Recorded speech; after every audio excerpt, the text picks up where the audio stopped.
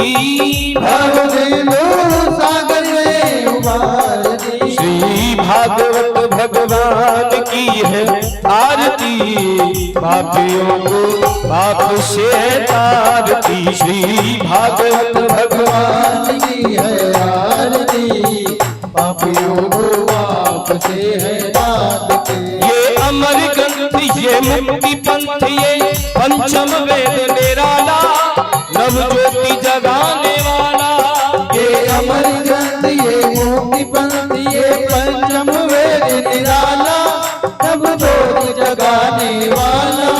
ये अमर ग्रंथ, ये मुक्ति पंथ, ये पंचम वेद निराला, नव ज्योति जगाने वाला। ये अमर ग्रंथ, ये मुक्ति पंथ, ये पंचम वेद निराला, नव ज्योति जगाने वाला। हरि नाम यही, हरि धाम यही, हरि नाम यही, हरि नाम यही, जग के मंगल की आरती, पापियों को पाप से है तारती। श्री भागवत भगवान की है आरती, पापियों को पाप से है तारती। ये शांति गीत पावन पुनीत, पापों को मिटाने वाला, हरि दर्श कराने वाला। ये शांति गीत पावन पुनीत, पापों को मिटाने वाला, हरि दर्श कराने वाला। ये सुख करणी, ये दुख हरणी, ये सुख करनी, ये दुख हरनी, ये सुख करणी, ये दुख हरणी, ये सुख करनी, ये दुख हरनी। श्रीमद सूदन की आरती, पापियों को पाप से है तारती। श्री भागवत भगवान की है आरती, पापियों को पाप से है तारती। ये मधुर को जगपंथ खोल, सतमार्ग बताने वाला, बिगड़ी को बनाने वाला। ये मधुर बोल जगपंथ खोल, सद्मार्ग दिखाने वाला, बिगड़ी को बनाने वाला। ये मधुर बोल जगपंथ खोल, सद्मार्ग बताने वाला, बिगड़ी को बनाने वाला। ये मधुर बोल जगपंथ खोल, सद्मार्ग दिखाने वाला, बिगड़ी को बनाने वाला। श्री राम यही, घनश्याम यही, श्री राम यही, घनश्याम यही, ये प्रभु महिमा की है आरती, पापियों को पाप से है तारती। श्री भागवत भगवान की है आरती, पापियों को पाप से है तारती। कर्पूर गौरम करुणावतार, संसार सारम भुजगेन्द्रहार, सदा वसंतम भवानी तैयं नमामि। त्वमेव माता पिता त्वमेव, त्वमेव बन्धुश्च सखा त्वमेव, त्वमेव वेदान्तगुणं त्वमेव, त्वमेव सर्वं मम देवदेव, त्वमेव सर्वं मम देवदेव, त्वमेव सर्वं मम देवदेव। एक बार सभी दोनों हाथ उठाएं और सभी दोनों हाथ उठा करके महामंत्र के साथ आज की कथा में प्रवेश करेंगे। सभी दोनों हाथ उठाते हुए सभी बोले, हे हरे कृष्णा कृष्ण कृष्ण हरे हरे, हरे राम राम राम हरे हरे। हरे कृष्ण कृष्ण कृष्ण हरे हरे, राम हरे राम राम राम हरे हरे। हे हरे कृष्ण कृष्ण हरे हरे, राम हरे राम राम राम हरे हे हरे कृष्ण कृष्ण कृष्ण हरे हरे, हरे राम राम राम हरे हरे।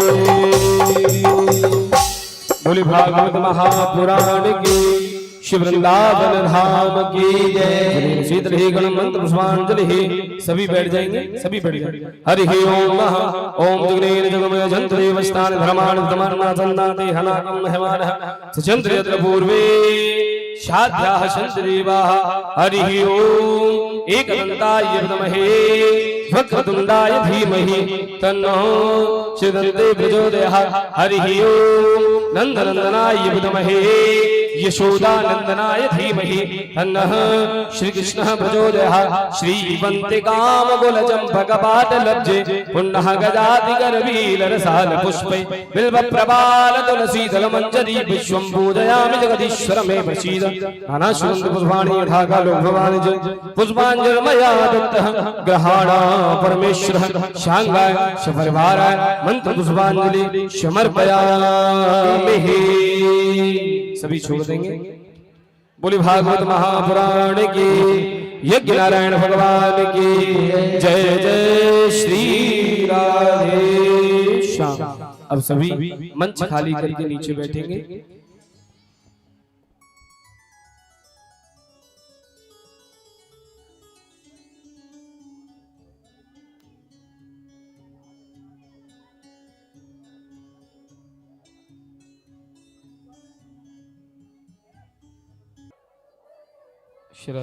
माइक चालू करेंगे भैया।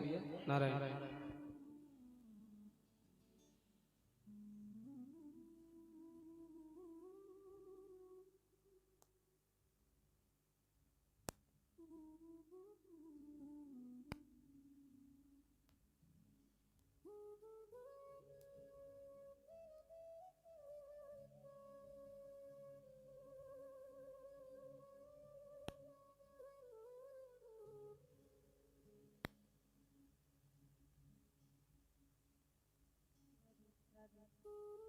श्री राधे राधे जय राधे श्री राधे जय जय श्री राधे जय श्री राम श्री राधे जय राधे जय जय श्री राधे जय श्री राम श्री राधे जय राधे।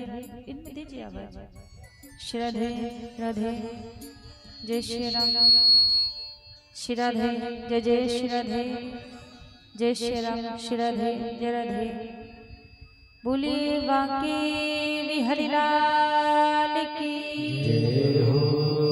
राधा रानी सरकार की जय। श्री हनुमान जी महाराज की जय हो।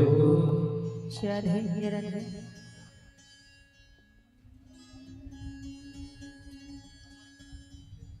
हरि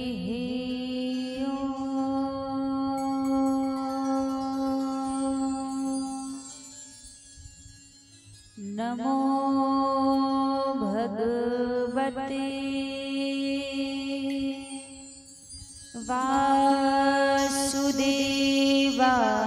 वासुदेवाय नमः। स्वस्ति श्री गणेशाय नमः।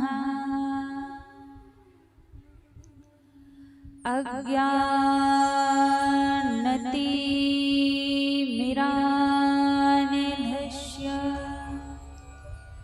ज्ञानाञ्जनपत्रै विनाशाय श्रीकृष्णाय वयं नमः। जय जय श्री राधा रमण जय जय नवल किशोर जय गोपी चित चोर प्रभु जय जय माखन चोर। आइए हनुमान जी विराजिए कथा कहूँ मति अनुसार प्रेम सहित आसन लाग्यो विराजिए पवन कुमार। हरे कृष्ण कृष्ण कृष्ण हरे हरे हरे कृष्ण कृष्ण कृष्ण हरे हरे हरे राम राम राम हरे हरे हरे राम राम राम हरे हरे। बोली श्री बांके बिहारी लाल की जय हो। राधा रानी सरकार की जय हो।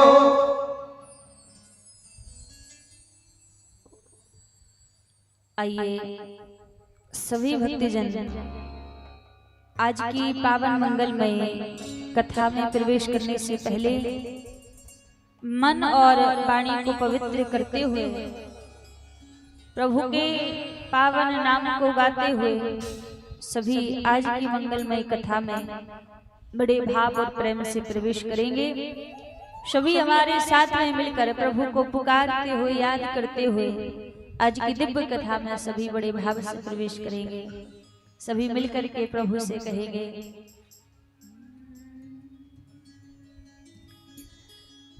मेरी लगी श्याम संग प्रीत ये दुनिया क्या जाने। अच्छा, किस किस की प्रीत ठाकुर जी से लगी है? आपकी प्रीत ठाकुर जी से लगी है ना?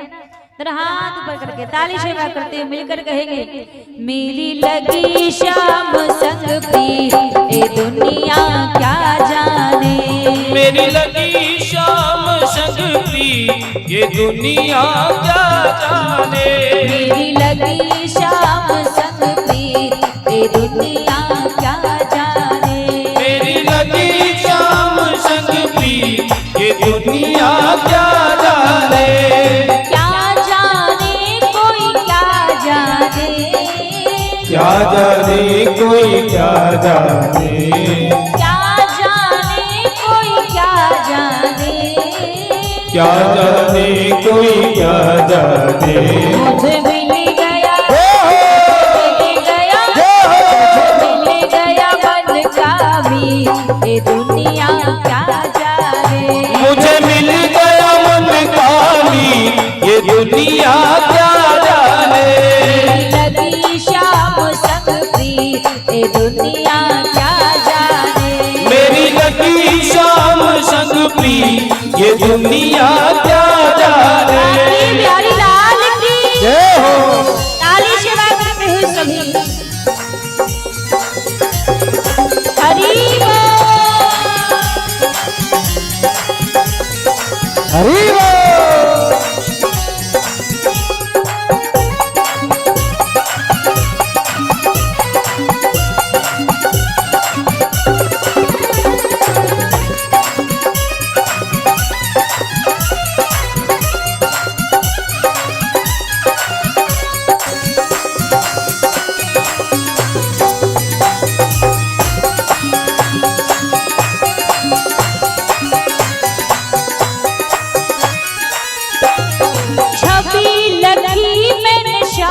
की जब से।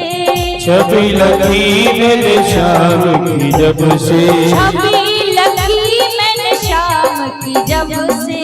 छवि लगी मैंने शाम की जब से। भाई बाबरी में तो तब से। भाई बाबरी में तो तब से। भाई बाबरी में तो तब से। भाई बाबरी में तो तब से। मैंने छोड़ी मैंने छोड़ी जग कीरी ये दुनिया क्या जाने। ये मैंने छोड़ी जग कीरी ये दुनिया क्या जाने। लगी शाम संग प्रीत ये दुनिया क्या जाने। ये मेरी लगी शाम संग प्रीत ये दुनिया क्या जाने।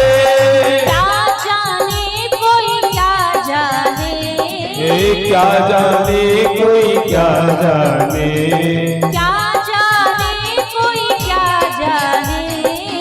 क्या जाने कोई क्या जाने। मुझे मिल गया